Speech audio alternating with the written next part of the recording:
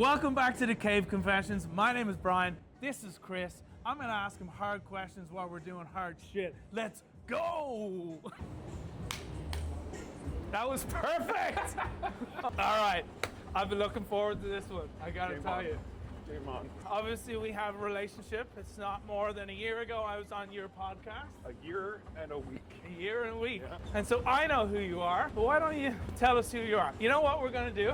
Tell me. I'm gonna get you to introduce yourself, and then I'm gonna introduce you, and you're gonna see if it's accurate. How about that? You want to go first or second? No, you go first. So, Chris Carter, Burlington boy, proud husband, father. I got 2 girls, really jumped into the whole dad life thing. It's a passion of mine. I'm super intentional about it. About 12 years ago, I was one of the guys who started a group called the Burlington Dad. Started as a Facebook community, has grown into over 7,000 men. About 15 months ago, I started a podcast called Shit My Dad Taught Me with my partner Jamie, who's also been on your show, and it just took off. We talk to about 2.5 million people a month right now. I've had guests from all over the world. Whew.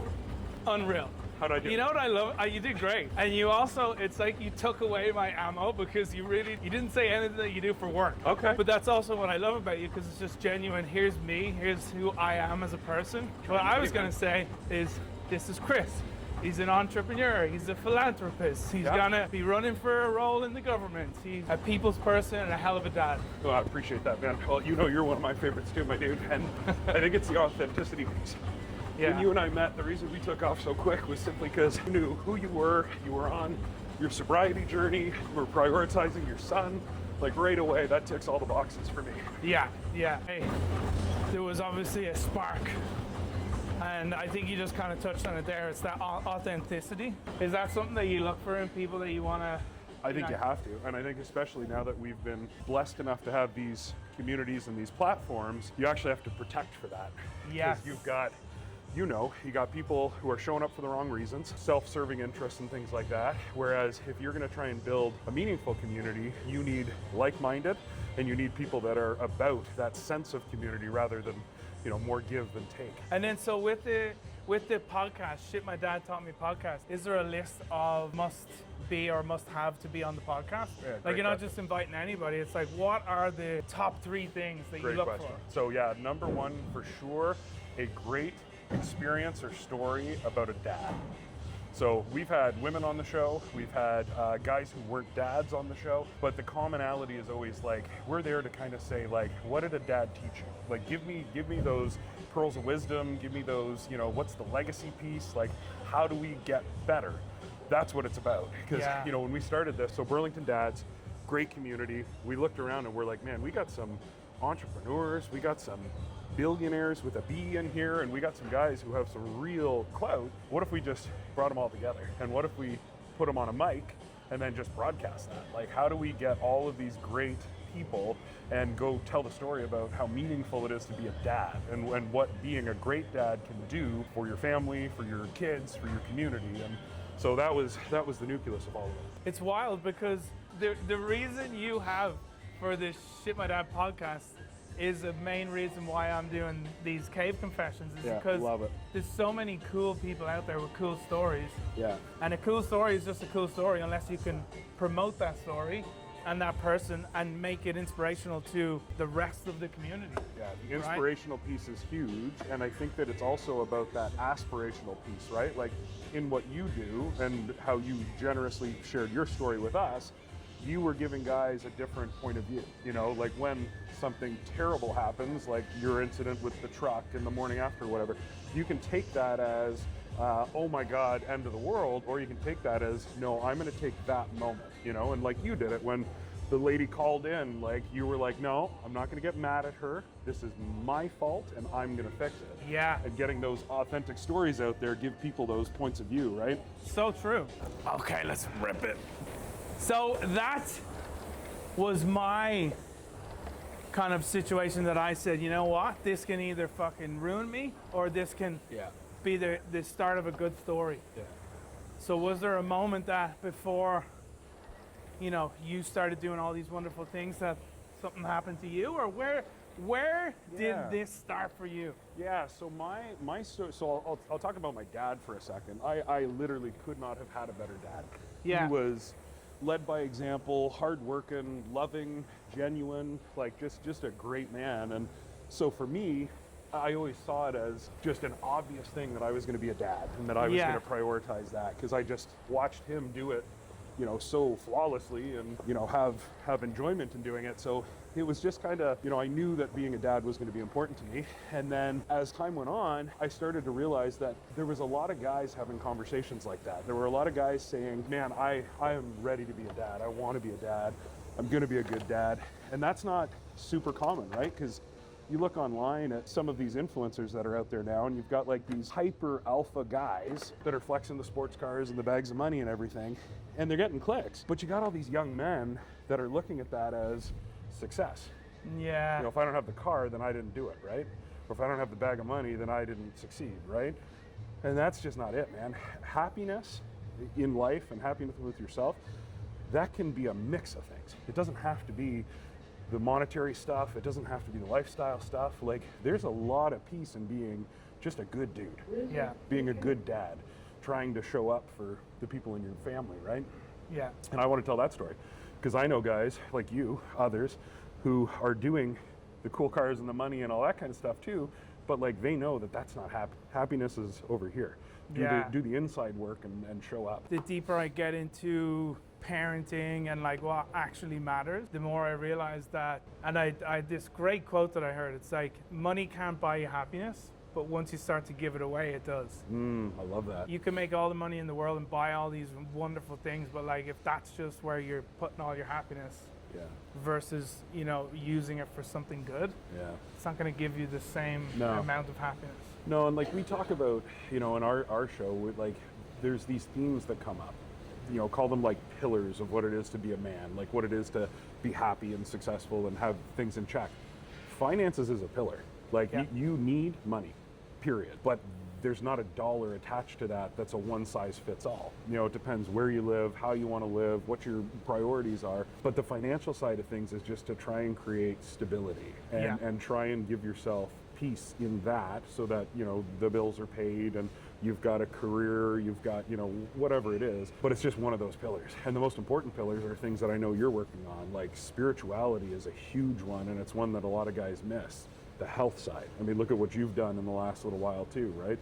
The physical health does lead to happiness. It's directly related, right? Big time. So right. Like, and again, it's something that has to be learned. I didn't understand how your spirituality or just like your curiosity and becoming curious about who you are and your physical health can lead to everything else being better. Total. And like, it's like when you make a decision to do that and everything becomes better, it's like, well, you didn't change, you just changed little things about you and became a better version of yourself, right? Yeah. Like, was there a version of you that you weren't happy with before, or did you just kind of... Yeah, totally. And I still, like, I mean, I'll say on the show from time to time, like, I still don't know who I want to be when I grow up. Yeah. Like, I'm still trying to figure that out actively, right?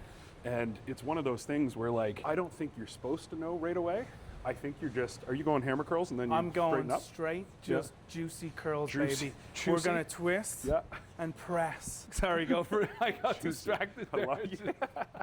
Just juicy. And I think you kind of like, you're supposed to figure it out as you go, man. I don't think there's one answer for everything. And I think it's like part of what I hope this turns into is a lot of guys who maybe don't understand how easy it is to build a tribe around you, or how important it is to have a 3 a.m. friend, or have, you know, all of those fundamentals in place. You have to be intentional about it, but you also have to know that that's a thing. Like, where are young guys getting that knowledge right now? Yeah, it's true. And when we talk about, like, you know, making a decision to become more healthy or to just improve ourselves in certain ways, like, you made a big decision recently because on June 20th, tell us what you're doing. Yeah, man. So the whole story behind that is we had a couple of great guests, you included, who were talking about the physical health thing. And I was letting mine slip. You know, I got up to like 341 pounds. It just was not happy, was not healthy, was drinking too much, all the wrong shit. Yeah. I had one moment specifically with Lexi J, who is a wonderful lady who happens to be a Hyrox athlete. She's got a huge following online as well too. So she came on the show and she was just in phenomenal shape, and she told a story about her dad. And the story that she told was her dad was out of shape, and he had a heart attack, and then he had another heart attack. And then one night, she starts to write a letter to him. And I won't remember the whole letter, but in essence, she was just saying, Dad, like, I need you. I need you at my wedding. I need you in my life, and we're gonna get you in shape. And she signed it, your selfish daughter. And I thought to myself, I'm like, okay, my girls are never gonna have to write that letter. And I just turned it on, man. And you know, right now I'm 260. Jesus. And in June, I'm gonna do a bodybuilding contest. Had a boy. Just to take it to that next level, you know? That story about that letter was just like, well, it hits. I'm in. Yeah. Sometimes when you're like, podcasts are great, man, because, you know, you just put on the headphones, you listen and learn, and, you know, so the more I do this, the more I realize I'm nowhere near the guy I want to be yet. Wow, that's big. Do you remember the feeling of like, because like when you just said that about your daughters, like I just got such a fucking good feeling right inside me, because I was like, that decision to do that must have fired you right up. Still does. Yeah. It's such a fresh feeling, right? It's wild how tiring some of these movements can be when they're just compounded over. Well, and you got to talk too. It changes your breathing, right? What age is the girls again? Right now, 8 and 10. 8 and 10. Yeah. So did you tell them about this? Like, did you tell them why? So yeah, I put a piece of content together. My editing team kind of put it together of the story of why, and I had an opportunity to work with some awesome people in town too. Shout out MedPoint. And I told them I was going to do this. And I gave myself, 6 months, and I said, I'm just going to lock in as much as I can. Yeah. And I think because I put shit on the internet and I told my kids, it stuck. Do you know what would be it's so deep, but like such a powerful thing? But it's like you writing the letter from them that you didn't want to get. Oh, yeah, that'd be good. That'd be too much. Yeah. Yeah. All right, we're going to hit the ground, and then we're going to do a broad jump, and then we're going to hit the ground again. So the purpose is start from the ground, up, and then we're going to jump, and down again. Was there a point, or has it always just been the way, that like, when we talked about like happiness and what gives you happiness, where on the business front, like money wasn't the thing that motivated you, building something for your family was? Yeah. Or is that recent? I think, dude, the money thing is so important. As you mentioned, I'm still an entrepreneur. I still own businesses. I felt so called to this public side, to this, helping side. Yeah. That I'm just going to go all in. That you're just going to go what? Just all in with it. Oh, yeah. See what I can do. Yeah. How big could we get the community? What else could I do in my city? Yes. And what has the response been to that? I think good. On the election side, it's still months away. Yeah. It's getting hard to talk, eh? Yeah, those are fun. Good We'll see, dude. Yeah, good. Your whole mission with this is just to be yourself, right? Yeah. Good mentors, good friends. I want people to find that. Yeah. Actually, you do see me doing a lot of community things, and it's like, well, where does that come from? Yeah. It's like being in communities has just given me the spark, has given me the courage, the backing of people that believe in me to do good stuff. Right. And so for you, where did this all come from? Real early on, man. I got introduced to a place called Nelson Youth Centers. It's now The Rock. Met families, met kids, realized that I had something to offer, and just jumped in. That was 26 years ago. Wow. Yeah. Most recently, what is the most special thing that you've done of late with Burlington Dads? Okay, so yesterday we had a cool event. Got a bunch of supercars, got a bunch of kids who had some real scary life experiences going on. Did a car rally, ended that at Haggerty Garage. We brought up Ed Bolian from VinWiki. He came on the pod, so just had this total automotive folklore kind of day, and all in support of charity. And what's the charity again? So Burlington Dads itself is a registered not-for-profit. We also have a charity arm called Dads Helping Others, and then we directly support the community. With the charity yesterday, didn't you match up the cars with kids? 20 cars, 20 kids. So where did all the cars come from? Yeah, so we've had just a really generous community. I have a great friend, Matt, who's extremely connected. He's a Lamborghini driver, owns a great Diablo SV. He knows that community, so when they put out a call, they come out. Yeah, there you go. So like, if I was to organize something like yesterday, I couldn't do it because I would see every kid go into those cars, Yeah. and I would be a puddle of emotion, Yeah. a glass case of emotion. Yeah. Did you look at what you did yesterday and just go, "Ugh, that hits me"? Every time, and it doesn't get easier. And we've been in some situations where there's been some families that have had the worst imaginable thrown at them. The reason I do it is because, one, I'm part of a team.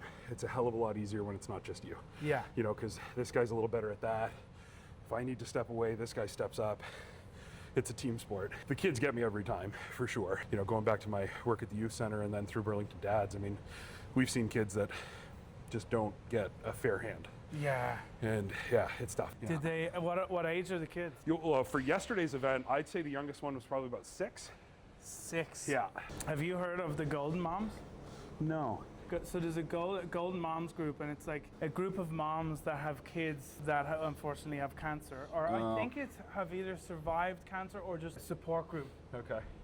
And so they came to Trinity they've been a bunch of times now, and like it's just so, it was so special having them there, and then seeing what they do is just incredible. Did you ever step back and just watch from the outside something that you did yesterday and realize how powerful that is? So the honest answer to that, man, is when they're going through that, all this other stuff is like, you've heard the expression, you don't have anything unless you have your health. Yeah. That is the most true thing I've ever heard. When you're looking at somebody that's facing life or death like that, everything else to me just gets blurred out, and you get this little moment of connection and support, and you just try and bring a bit of love for that minute or that day or whatever you can do. I don't know. It's just so not about me when that shit happens, because it's like, you know, when you see your kids in them too, like, I don't know, it's hard. Yeah. Yeah. I get what you're saying, and it's actually such a genuine way to look at it, because it's like all your efforts don't matter when it's like such a fucking gut-wrenching thing right in front of you. That's more important than how you feel. But I mean, at the same time, it's like you obviously know that what you're doing is important, and if anything, it's like, dude, that is so special. So good for you. Well, Proud again, of you, pal. teams. Yeah, thanks, man. But team sport, a lot of great guys. Yeah, Takes a village. big time. Growing up with a dad that was like, as you said, like an awesome dad. Yeah. What were the top things that I want to say taught you, but did that make you think like he's the best dad? Yeah. So the number one thing is food. He used to cook, and really good, like, you know, chef. And food for us was always how we came together, how we socialized. And I can remember my house being the house, you know, so people would come over, friends would come over, and we'd eat. And he'd be a host, and he'd be welcoming and loving. And as soon as you do that, that changes the culture real quick. Yeah. So I do that in my day-to-day now. You know, it's like that at my house with my girls and their friends. Just that sense of home. It's a cool thing. It's a cool thing when the dad is putting that together too, right? Yeah. 'Cause, you know, maybe at one point there was like the gender norms is, you know, the mom would cook or whatever. Yeah. My house, it was totally the opposite. So I got to see him be, you know, confident in his masculinity and be welcoming, and yeah, that's number one. What's the things about you that the girls love about you? Yeah. They might not say food straight away. Yeah. Hopefully they do see how important that is, but like the characteristics as well. Yeah, I got asked the other day. They're like, "What's the if you had to talk to somebody who's thinking about being a dad and they want advice, what's the number one thing you'd tell them to be a good dad?" Whew. And the answer is the easiest thing in the world, man. Show up. Full stop, man. Kids don't need what you think they need to the level you think they need it. Kids want to be seen, heard, loved, and just know that they're safe. And the easiest way to do all of that is show up. Yeah. It's easy listening to things like this, and even I'm almost positive some of the stuff that I put out as well, to say, oh, well, like, you have it figured out, you're the perfect dad. I'm assuming that you're the same. There's sometimes when you're just like, oh, I wish I did that differently. Yeah. Or there's still parts where you're like, I wish you question whether you are a good dad or not. Yeah. So I'm still not the dad I want to be. Yeah. The other thing that's unfair about being a parent is like, even if you figured it out in the moment and you're like, man, I was the best dad today. And let's say your kid's 8. Perfect. Parenting an 8-year-old is not the same as parenting a 10-year-old, is not the same as parenting a 16-year-old. You are forever having to relearn who you have to be as a parent. So like, give yourself the grace to know that, you know, none of us have been a parent before we're a parent, and every child is different, and even your own kid is going to be different as those seasons of life go. Yeah. It's hard, man. It's simplicity of that answer that you gave is brilliant, because it's like sometimes I'll ask Keith, I'm like, so what do you notice different about your dad now than before? Expecting him to be like, well, he's not as drunk as much anymore, or this or that. And he's just like, I just see you more. And it's like, show up, man. Just show up. Kids just know. be present. Yeah. Now that we have the hoodie off, it's time to shine with these guns, baby. Because we are twinning it out. Arm day every day, bud. Arm day every day. If I had a hair and a beard like you, we could do calves today or what? Yeah, we'll just do some calf raises. All right, let's do it. Up we go. Yeah. So the Burlington Dads. Yeah, man. That's been going for how long? 12 years. 12 years. Yeah. Has it changed? Has it morphed? What the initial goal was, and what is the initial goal, or what is the goal now? So many seasons, man. Because it continues to evolve, we really look to the group on what's next. Okay. Like, what are guys talking about? What's coming up in the community? You know, what are things that we need to make important to us? So it changes all the time. The biggest things are, I've registered a new charity called Dads Helping Others. Yeah. Our hope with that is that we can go a little bit bigger. We can start to get in, you know, some larger national type things that are going to support even more guys. With the Burlington Dad stuff, because we have, you know, a lot of guys, a lot of admins, we're bringing on new guys as well too to come in leadership roles. They're going to decide, you know? Yeah. Talk about the charity stuff, the Burlington Dads, shit my dad taught me. Yeah. What do you do? Yeah. What do you do? So I have had, I've always been a marketing guy. My first company was a marketing agency. From there, I started a social enterprise called Funding Innovation. It grew. I sold that business in 2019. Since then, I've dabbled. I've done a little bit of real estate, a little bit of development stuff. Started an AI agency called Implemented.io. Oh, that's right. So we do AI implementation for small to medium business. Very boutique operation because it's so one-on-one, working directly with the business owners. Yeah.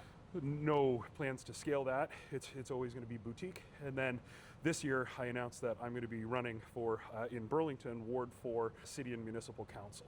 So good. So I'm excited, man, because you know the stuff that, like, when you say what do you do, I get that question all the time because people will see me at chamber events, ribbon cuttings. I do a little bit of media too, just because I've been fortunate enough to have a little bit of online and community presence. But I'm always at those things, and I get the question, they're like, oh, what are you here to do? I'm like, well, I'm just here to support my friend. Yeah. How many times have I talked about Trinity or showed up or whatever? Yeah. I'm here to support my friend. Because I'm out in the community doing all the community stuff, this was brought to me by somebody, and they said, why don't you go for city council? Like, you literally will have more ability to just do what you're doing. Yeah, with the backing of a city. With the backing of a city, right? Yeah. Could I do more on the inside than the outside? You know, that's what I want to find out. Because I hear, especially with the group and moderating the group, everybody's talking about what needs to happen here. Yeah. Who's doing it? Yeah. You know? I knew you were going to say that. Yeah, but that's running for a councillor of the city. Most people would just be like, yeah, true, I won't do that. Yeah. But you're like, why not? Well, especially because, like, bro, I'm already out there. Yeah. Like, it's not new. It's not like gonna break anything or do anything. Like, this is just, it's a natural next step. Yeah. And so I have a question for you because it's like, it's also something that I've been really focusing on for me too, but it's like, Chris needs to be Chris.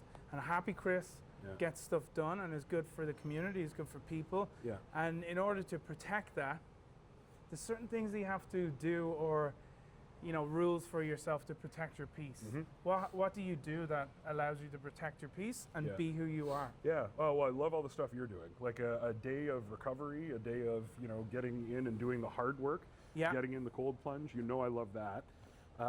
And would highly recommend anybody try that if you haven't tried that. Nice little drop for Trinity there, by the way. I love how you did that there. Big shout out to Trinity. Yeah, that's it.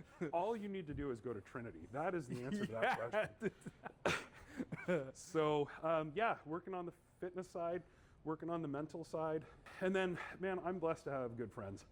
And I can't undersell that. Like, there's so many guys out there that are doing life alone.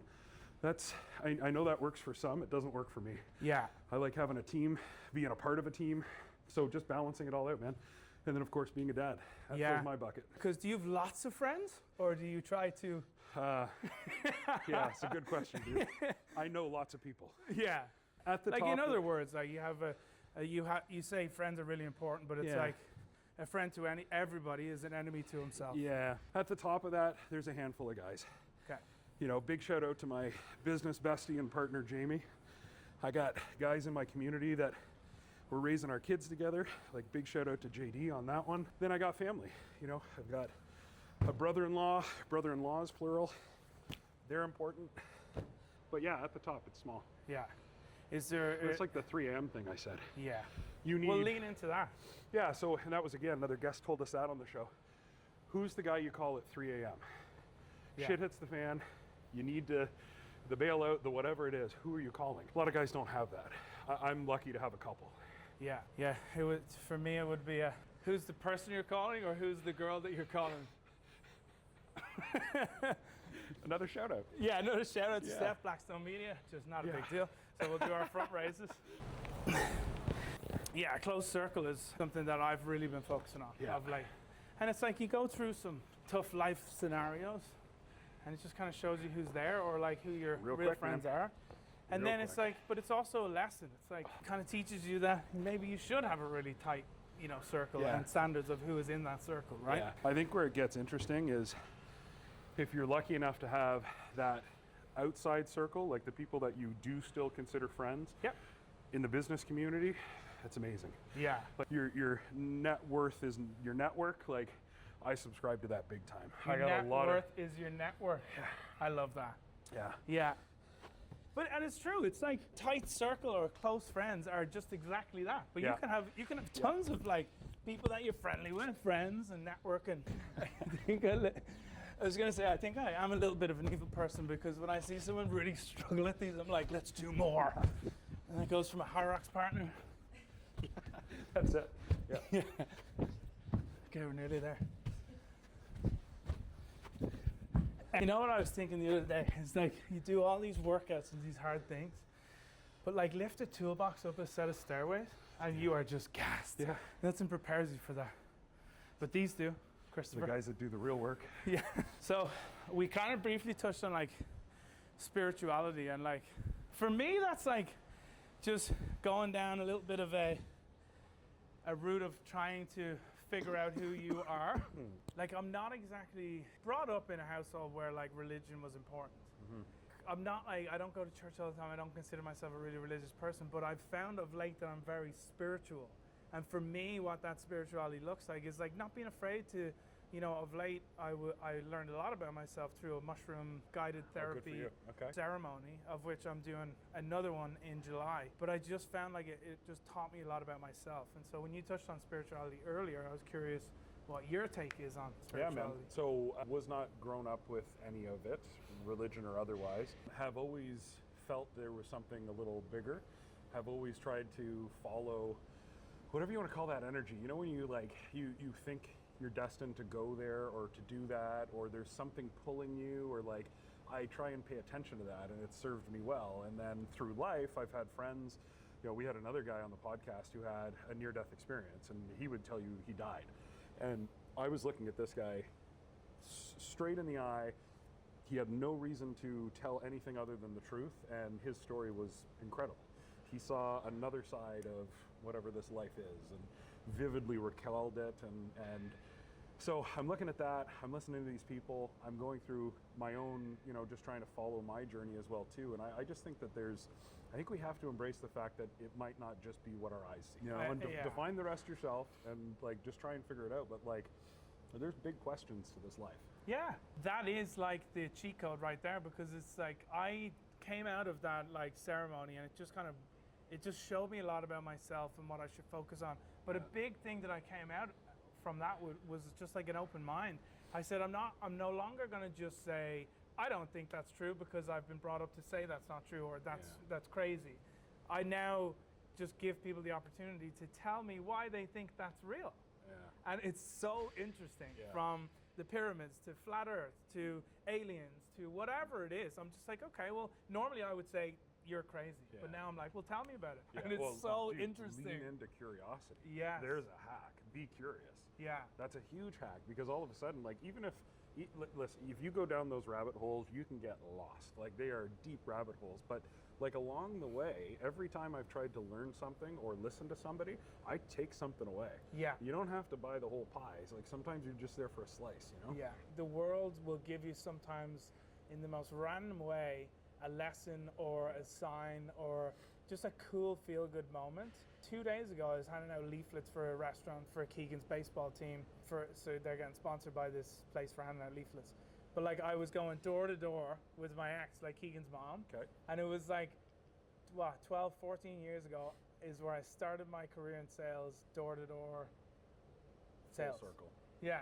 Full circle. It was just like so much more. Yeah, just so much more experience. So much, life has gotten so much different. And it was like, do you remember when you were doing door to door and selling stuff, and now you're handing out leaflets for your kids' baseball? It's like, life's good, man. Listen to it. Yep, life's good if you follow it and be curious, for sure. So if you were to give someone a little bit of a, your top, let's say top piece of advice. We may have already covered it, but just like, listen, here's my top piece of advice for, let's say, for parenting, business, and life. Okay. On the parenting side, I'll say it again, just show up. That is so important, and everybody's watching, your kids are watching, just show up. On the business side of things, my number one tip for young entrepreneurs when they're pitching me a new idea or they're getting excited about something, I am not a guy that thinks you should give up everything you're doing to blindly jump into the next opportunity. My favorite thing in the world to do is keep the lights on with what you're doing, pay the bills, honor your responsibilities, don't risk too much too quickly. Go do a little minimum viable product or a little test sample, or go out and sell one, or take an order or something, and wait to jump in with both feet. So many people make that decision, and the problem is you sacrifice the likelihood of your new venture succeeding if you are requiring to be pulling out cash at a crazy fast rate, or you make bad decisions because it's not moving quick enough or fast enough. If you can keep stability and go do your new thing or try your new thing, that's a hack that I wish more young people would do. Yeah. And in life in general? Yeah, I think you just gotta be curious. That's a good one. And just like, you don't have to settle. Your yesterday does not define tomorrow a lot of the time. And like, just try and figure out who you want to be and what you want to do, but then go get it. Yeah. Like, it's one thing to say, I don't like this about me, and then the next day, I don't like this about me, and the next day, oh, I don't like, well, okay, tomorrow, what's the thing you got to do to get away from you don't like yourself to happiness? And move a little bit towards it. Yeah. Like we said earlier, it's like, just when you came into Trinity and then someone said you should do the podcast, and then we kind of just started, bumping ideas off each other. I love that you say one thing and then you do what you say. Yeah. I love that you preach community and then you're out there supporting community just to support community. I love what you're doing with the podcast. I love what you're doing with the dads and the charity work. And I'm just proud of you, man. Thanks, you're just man. like, you're paving the way for people like me that just want to do good. Yeah, for sure. Yeah, and you are doing good. Yeah. Thanks, man. And so I just wanted to say thank you for coming on. Yeah, man. And that has been the Cave Confessions with the Big Dog. Can't wait to see how you do on June 20th, brother. Thanks, dude. Love Appreciate you, pal. you. Great workout, man. Appreciate you. Thank you.